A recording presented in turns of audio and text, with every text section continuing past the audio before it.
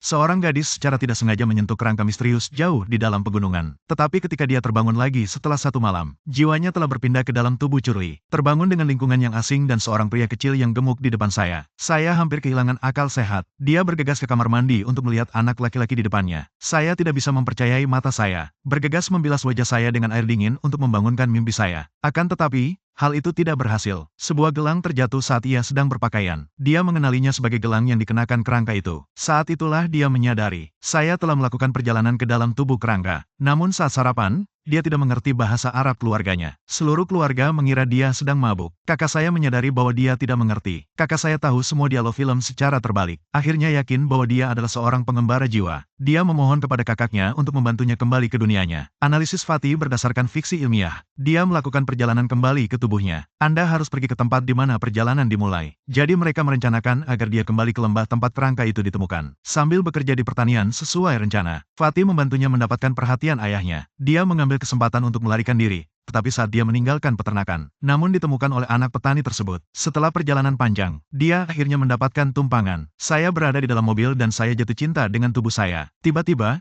saya menyadari bahwa pemandangan di luar semakin lama semakin salah. Lihatlah poster Terminator di depan bioskop. Dia menyadari bahwa saat itu adalah tahun 1991.